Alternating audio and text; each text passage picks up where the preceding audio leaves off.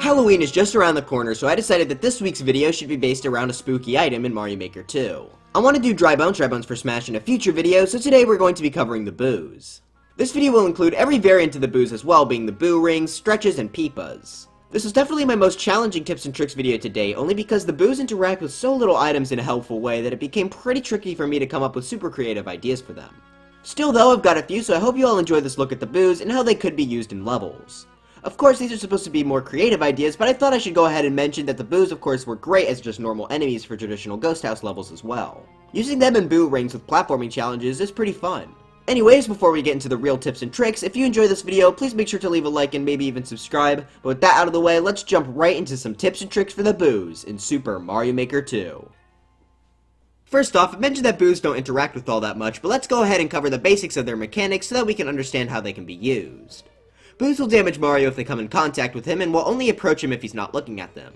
If Mario stares at them, they'll stay in place. This is reversed to the nighttime ground variation, however. Boos will even chase Mario down through floors, walls, and ceilings as they're able to go through them. You know, like a ghost. If these boos are winged, they'll stay still for a moment but then move faster towards Mario, and if given a mushroom, they'll simply double in size. Nothing too special there. Mario can't normally jump on boos to defeat them and will instead be damaged for trying.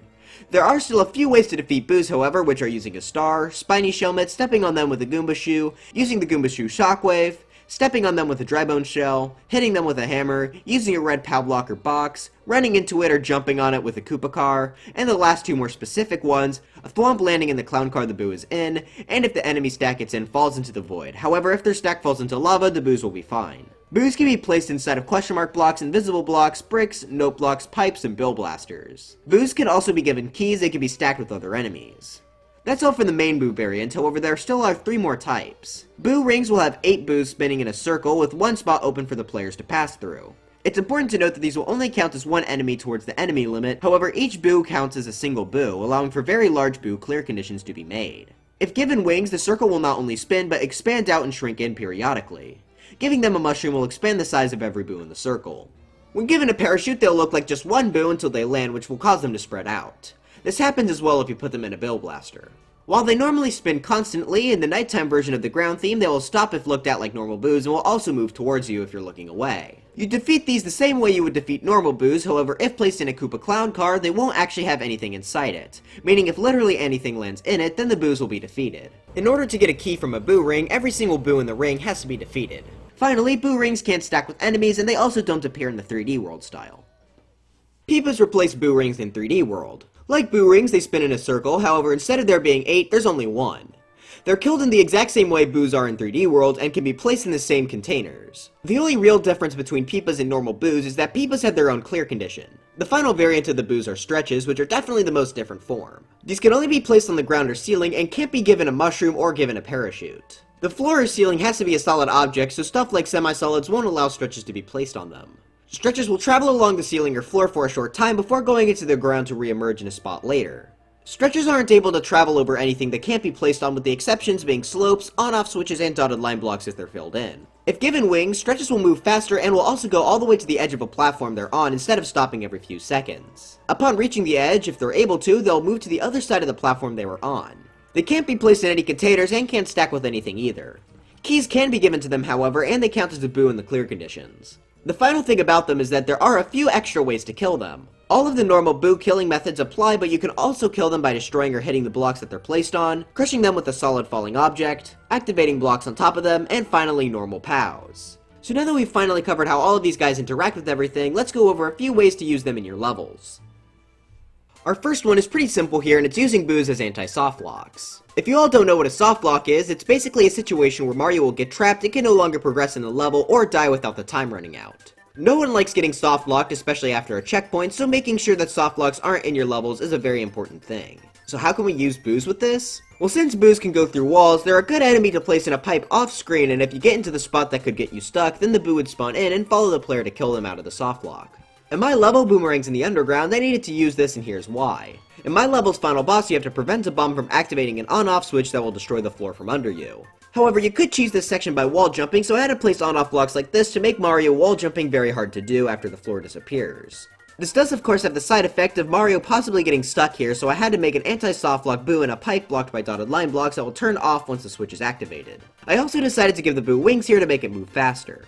As long as the boo can't be spawned in and move towards the player before they're soft locked, then it works. Unless of course the boo is supposed to be just a normal part of the challenge anyway. If that's the case, make sure the player can't move the boo away and then go back to get soft locked. Probably the most popular, more complex use for boos is of course the don't look in a certain direction machines.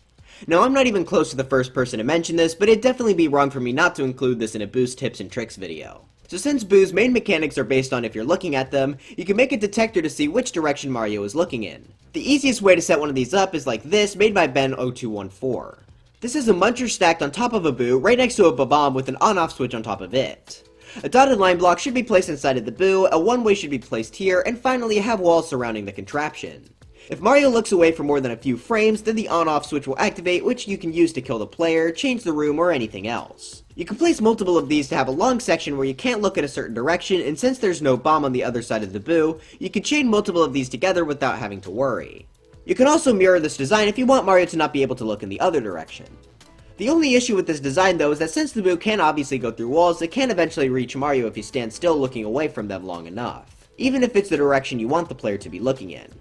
I would suggest adding a clown car expansion to it like this, which will catch the boo once it moves too far away. The only bad thing is that you can hear the clown cars, so that might be annoying to some. Using these don't look back machines, you can maybe create a more interesting boss fight where the player has to look right the whole time, and if he doesn't, the floor beneath him will be destroyed. These also work well for platforming segments. The hard part about these contraptions though is conveying that they exist. I suggest titling your level something about it having these machines, like maybe making the title Don't Look Left or something of that nature. Having some sort of indicator in the level, like having a crossover and arrow sign pointing in the direction you're not supposed to be facing, could help some people understand the theme as well. Alright, now we've got ourselves a mini-boss. Mario is trapped in a room and needs a key to escape, however the boo stretch at the top is the one who has it, and is unfortunately blocked off from Mario by these hard blocks. Fortunately for Mario, there are bombs being spawned in from a pipe, and with good timing, Mario can throw these bombs upwards just as the bomb explodes, whittling down the places for the stretch to go until eventually destroying the block it's on, killing it in the process. I personally found this one really fun, and it's also very customizable as well. In the design I settled for this video, I decided to have 2 rows of hard blocks and 2 giant boos. I think this design by itself provides some very nice difficulty, as not only does Mario have to time when to throw the bomb as to not get hit by it, but he also has to avoid some boos as well. Some ways you could customize this is first off adjusting how many rows of hard blocks Mario has to get through. With 2 rows, it's possible for Mario to kill the stretch on his first bomb throw if he has perfect timing. So if you don't want that, maybe you could have 3 rows. Maybe you want the boss to be easier, so you can just make it 1 row. Just make sure that the amount of rows don't go low enough to where Mario can climb up them, because that would destroy the whole point of the boss fight. You can also add in more or less obstacles to avoid. I found 2 large boos to be the best for me, however you could always make them smaller, add some more boos, or do whatever you want. As long as it's not too hectic, it should be fine. Finally, you could speed up the length of time it takes for Mario to get another bomb to chuck at the stretch. Personally, I found that this setup works best for me as it's very challenging but definitely fair and can even be done pretty quickly if the player times it just right. Next we have a survival room where Mario has to keep jumping over a set of boos stacked on top of angry wigglers. This is very difficult to do, however, since this is in Mario U, using a combination of mid-air twirls and ground pound cancels, he's able to air stall long enough to return to the ground without getting hit. Mario has to repeat this until the timer above him eventually runs out, killing the wigglers and the boos, allowing Mario to leave. The setup here is pretty simple. Have Mario in an enclosed space and have 2 wigglers below Mario. Since boos can stack on top of enemies and they can go through walls, you're able to have them go through the floor like this. You can make the boo towers taller if you want to add more boos, or skinnier if you want to make the boos smaller. For the timer, I decided to just use a simple spike ball timer where the spike ball gets dispensed, breaks a brick, and then the process repeats until eventually it gets to the end with a muncher landing on top of a bomb to activate an on-off switch, removing the floor beneath the wigglers. I suggest making sure that there's a row of POW blocks on top of the on-off blocks, because if there aren't, then sometimes the wigglers will actually go back towards the center once the floor below them is destroyed, which can kill Mario, which is a bit annoying. I also suggest having the floor be removed rather than killing the wigglers with the on-off blocks, because then the boos would be left over and that could lead to Mario landing on top of them. This is extremely difficult the way I've set it up, but I still found it pretty fun. I'd suggest putting a checkpoint before this if you put it in your level. Same goes for the last challenge as well. Hey, y'all want to hear an idea that's so disgustingly awful that you should never do it, but I found it funny so I made it anyway? I'm hearing a yes! So if a boo ring is given a parachute, it'll look exactly like a normal boo would with a parachute until it actually lands. If you kill the boo ring while it's in this state though, then you will still kill all 8 of the boos in the ring. So say you have a clear condition set to 8 boos, the amount in a boo ring, and then have Mario put in a situation like this. Mario has 2 paths he can go through, but only has a few seconds to decide where to go. He needs to kill 8 boos, but can't tell which one is the boo ring. He takes the jump and... Okay, second time's the charm, and Mario got it right this time and was able to clear the level. This is obviously a disgusting, vile, horrible idea, as it's basically just Picador but with boos instead. However, it was kind of funny, so I wanted to include it. Maybe this could work well in troll levels, which are usually just more elaborate sort of Picador scenarios, but I don't really make troll levels, so I wouldn't know. If you include this in one of your levels, though, don't be surprised if it gets a boo. The other kind, not the kind this video is about. This idea here has to do with the Peepas.